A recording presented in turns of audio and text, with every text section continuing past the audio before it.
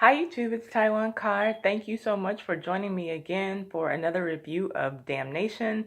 This is season 1, episode 3, and this episode is called One Penny.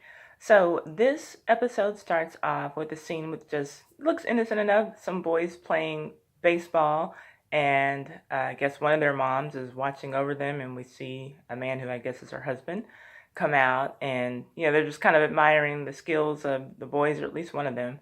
And he tells her to go in the shed and get some cream sodas that, I guess she didn't know were in there, and she was happy to know that they were there. And she goes in the shed, and the first thing that I notice when she opens the shed door is some nooses that are hanging from the shed door. And there, is the box of cream sodas on the ground, which she reaches down to get. But then when she stands up, we see that there are three Black Legion men who are in there as well. And okay, I was just kind of like, what the F? Did she see them? Can someone please explain just that first scene to me? Because I was not sure. Did she see them? Did she know that they were there? Or were they friends of hers? So it just like was an everyday thing to have these men in her shed with nooses. I didn't get that. It was a WTF moment for me. Then the next scene we have Amelia staring at that picture of Seth and this pretty young lady that she was given by Creeley at the end of the last episode. And she is questioning Seth about, are they going to see that strike breaker again? And she asks him, if they've met before. And he just kind of gives her a lie of omission, basically, and just halfway changes the subject, and just says that, who I am now is not who I, was in a life before. And I was just looking at that scene thinking, okay, my goodness, when are we going to find out the truth? When is he going to tell her the truth? When are we going to find out what's really going on? Then we get to a scene with Bess and Creeley, and she's reading a newspaper. I think it was a Detroit newspaper about the auto strike, and he's just kind of asking her to brief him on, what she's been able to read. And he comes in with a box for her, and, she's looks, excited about it and asks him what that's about. And it's a dress. I'm guessing it was a really nice dress for that time. And she, puts it on and asks him, well, what role am I playing, now? And he says, the role of respectable woman. How does it feel? And I think she was happy, to be in that role. I'm sure that anyone, I'm guessing any woman, who would prostitute for a living would like to be seen as a respectable woman. And, but then after he tells her that that's the role that she's playing, he kind of just, picks her up and puts her on the bed and sexes her like a whore. And I guess it's kind of like a reminder that, you still are what you are.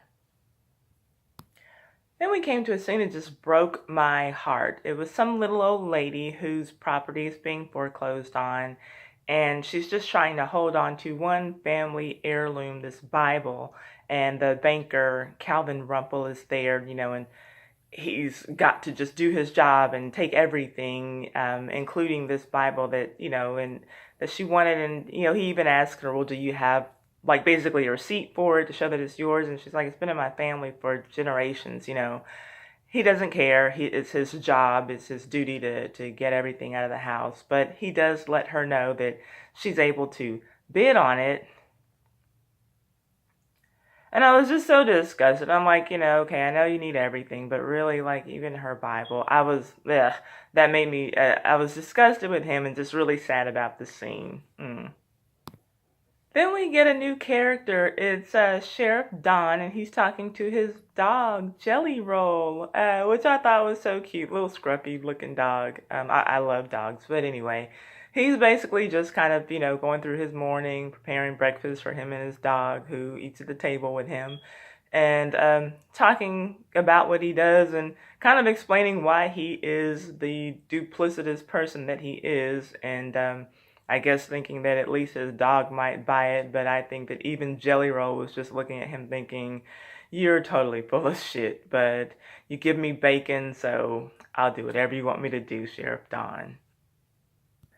So we get to the auction for the little lady who was trying to get her Bible, and it did warm my heart to see Pastor Seth trying to get her Bible for her at this auction, and then we see even uh, Amelia jumping in to put in her money. They got it up to $11, and she's trying to, win this lady her Bible. They're bidding against the banker's bidder, who's there obviously to win everything. And then in steps, though, Creeley with two crisp $20 bills to bid on it and to win the auction. And he gave the lady's Bible back to her in a very gentlemanly gesture, and just kind of walks off into the sunset after that. But and with Bess, following behind, and Bess catches up to where Amelia is, and Amelia asks her, what does it feel like to ride around town with a psychopath?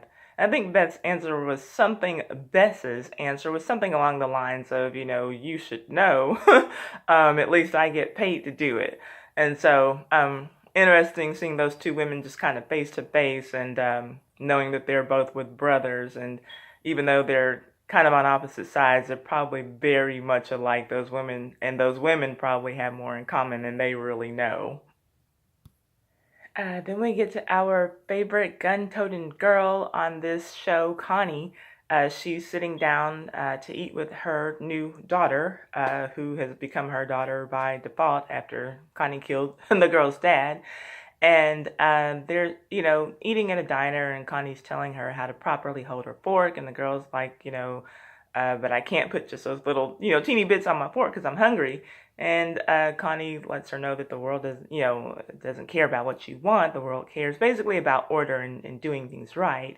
And, if your father had done things right, then maybe he'd be alive. And it was almost kind of like a threat, like, little girl, if you don't, eat your food the right way, you're going to be next. It was kind of how I took it. I'm like, little girl, please just pick up that fork the way that she's showing you so she doesn't kill you. I don't want to see you die, little girl. But, Connie tells the little girl that, you're going to call me mother, and I'm going to call you dear child, and that's the arrangement. And, you'll put on a smile, and you'll be able to get what you want from these evil men in the world. And I'm just kind of thinking to myself, like, God bless this little child. Her mom is crazy. We know that mom can protect her. I'm not worried about that at all, but I do feel like we've got her raising maybe a potential psychopath in the making. Then we have Amelia at the auction trying to get the truth out of Seth. She goes on and presents that photograph to him, and tells him that, she got it from that strikebreaker. He gave it to me in our kitchen. So what's really going on? And all that he will admit is that strikebreaker's trying to tear us apart. So he's still not ready to be honest. And she says, that's not an answer. But we can't get into an argument with them. We get now a flyer handed to us saying that there's going to be an auction at Sam Riley's place. So they've just got to get back in business mode, and they'll have to handle this argument at another time. So next we get to a scene with Mrs. Riley, and she's kind of just sitting down and stewing and being very angry about the fact that she's got this auction looming, on her own property, her own farm. And what I did like, though, that I guess Amelia, since she saw what happened with the little old lady in her Bible, she takes it upon herself to, just kind of tell Mrs. Riley that until God steps in to stop this or make something happen, let's in the meantime go on and box up your valuables and your keepsakes, and get that out of the way. I really like that she did that, just in case, everything is going to be gone. Whatever's precious to you, let me help you go on and get that somewhere safe. Next we get a quick scene with Bess and Creeley, and we have the Black Legion rolling up on them, on this road. And Bess, once she sees who it is, she's very scared and, says they kill people like me. And Creeley, just says to her, I guess he thinks he's going to be able to charm his way out of it. But also, just in case that doesn't happen, here's a weapon. There's the gas pedal. Use it if you need to. Use them both if you need to. And she ends up needing to. Did they shoot him or did they just knock him out? Creeley, because she got off, but they did end up dragging Creeley's body off. So now we'll have to see what happens to them too. Then we see that Connie and her dear child are on their way to Detroit. That's where they're going to head out to stop bad men from stopping other men from working. But not before another quick lesson on being ladylike and learning how to smile so that you can be a pretty psychopath. Then we got what was probably the funniest scene to me, Seth going into the jail to visit with Sam Riley Jr. and the jailer who was left to watch over him, not the sheriff, but he got punked by Seth in the most heinous way, basically. Well, not heinous, but I mean, just totally and thoroughly punked by him when he tries to aim his gun at Seth. And Seth just quickly disarms him and is basically like, no, man, not today, bro, it's not happening. And Seth has the conversation with Sam Riley that he wanted to have, lets him know that there is an auction planned at your dad's farm for tomorrow, but we're going to somehow stop it, and somehow we're going to get you out of here. And then he goes on to give the jailer his gun bag and basically, lets the jailer know that you don't want it to get around town that the preacher, disarmed you. That was a really funny scene to me. Okay, so something else that I would like for you all to put in the comments that I didn't pick up on before, but I think that's the vibe that I was getting, is the madam or the lady who runs the horror house. I don't know if I should call her madam. Is she a lesbian? Because when Bess pulls up after that incident, she has one of the whores sitting on her lap and she's kind of stroking her hair like in a really loving way. So that's what I got from it. And I hadn't noticed that before on the other two episodes. So is that what I'm supposed to take away from that? So anyway, Bess walks in past the two of them and gets up to her room. Sure, I'm sure that she's still in some kind of panic state of shock or whatever from what she just witnessed. But then we also see her, telling herself or probably trying to convince herself that Creeley's just another John. And I think that maybe this is when we're starting to realize that she's actually in love with him, if not falling in love with him. So then we see that at least Creeley is still alive. The Black Legion guys have him in this big shed, I guess, I don't know.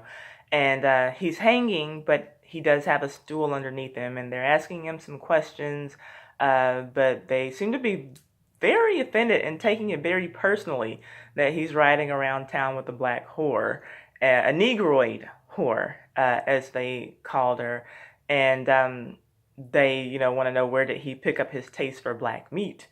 And they basically just give him the option to ride out of town with your Negroid whore or hang and die. So we'll see what's going to happen. Another what the F scene, we have the madam coming into the sheriff's office with a platter that's covered, but we see that there's a turd on the platter, which I guess she, from the way I understood the story, she got from one of her clients who must have some really disgusting fetishes. But anyway, she's there to convince the sheriff that he needs to work hand in hand with Creeley with the strike breaker to end this strike. She lets him know that I've been spying on him like you wanted me to, but he's not concerned about any of your side businesses. He just wants to end this strike. And if she doesn't like Creeley himself, she likes his money, so she doesn't want to see him go. So you just need to do what you need to do and work with this man. Then, I don't know if we knew it before, but for the first time I learned that guy that Seth just punked, that's her son, so the sheriff's nephew. And her sister, the madam's sister, is the Sheriff Don's white wife, who apparently the madam's sister knew that he didn't really want to be with, that he did want to be with the black woman who is Bess's mother, or who was Bess's mother. I'm guessing that she's dead. Then we have Seth and Amelia sitting down with each other trying to figure out what they're going to do to save the Riley's farm. And it becomes now very painfully obvious that the two of those like don't really know anything about each other's past. When Seth is just going off of context clues, that we need to contact Amelia's family now to come up with the money to help save this farm, because he's saying that their savings put together with the Riley savings is only coming up to under $200, and they need more than $900 to save this farm. And he says, uh, when he suggests her family, she's like, what do you know about my family? And he's just saying, well, I can tell from the way that you're educated and the way that you dress and your taste for this, and just like I said, these kind of context clues about her that he knows that her family must have some money. So I'm like, okay, how new are they? And what at all do they know about each other? We heard the conversation that, they're not going to talk about each other's past, or that they haven't, but what do they know about each other now? Okay, that it was weird to me. So anyway, and she seemed offended by the fact that, okay, now you want to talk about past, who's on this damn picture? Like, I've been asking you, So anyway, still very odd. When are we going to find out what their pasts are? When are they going to find out what each other's pasts are? Tell me. Then we get a nice little song playing for us while Bess's plan is, not Bess, excuse me, Amelia is getting a plan in action. In that conversation that she had with Seth, she did also say that she had a plan. He needs to go in and call the farmers. So they are now at Bible study with no Bibles, but lots of weapons, and they're, getting their plan of attack together, and we see that they're basically just putting weapons into Bibles while this music is playing. And also while the music is playing, we get a scene of Sheriff Don looking at some old photographs, and we see him, with the photograph of his black woman, who I guess we know is Bess's mother. And then we see Bess trying her best to track down where those Black Legion men might have taken Creeley. So Bess did find where Creeley was, and she convinces her dad to go and help him. He's hearing that, the Black Legion took him and he's tied up, and he sees it as good news, but sees that his daughter doesn't, and, does have a problem with that, but still finds it in his heart, I guess, to go and to help him. He sees Seth, in this same position that we saw him, tiptoed on that box and hanging. But he gets some information from him that he wants, but makes him squirm for sure, makes him feel some pain, kicks that box from underneath him, and I guess gives him a taste of what it would really feel like to be hanged. But then we see him shoot the rope, and I guess he's a really good aim. Shoot the rope and frees Seth, and I guess that he did it for his daughter. I called him Seth. No, not Seth. He frees Creeley, and I guess that he did it for his daughter, so that was a good thing. Surprising. Still don't really know where this is going, and even though, episode 1, I'm totally not Team Creeley, I didn't want him to die in this instance, so I'm glad that, Dad didn't shoot him and kill him. So let's see what happens. And before I go to the next thing, I do just want to say that I don't have the actress's name, but this young lady who's playing Bess, it touched my heart, and like, they're all such good actors in this show, but it made me so sad when she said something along the lines of Creeley being the only man in this town who views me as a person. And that's in a town where her own blood father lives, and I felt sad for her. I didn't cry, but I did feel really sad for her. So now we're at the auction for the Riley farm, and everybody, all the players are there, the banker's there, his bidder is there, and but then the farmers roll up, and they're just coming to be peaceful, I guess, and pray over the property, or so they're saying, but they get in position, and we know that they've got something going on, but the auctioneer opens the bids, and Mrs. Riley bids 1 penny, which I'm sure the auctioneer and anybody else who wasn't in on the plan probably thought that was very insulting. But we also do see that Seth has a gun to his back and tells him to accept her bid. And then we see everybody else pull their weapons out too. The bidder, I believe, was the one who was standing next to Amelia, and she's got a knife right at his genitals.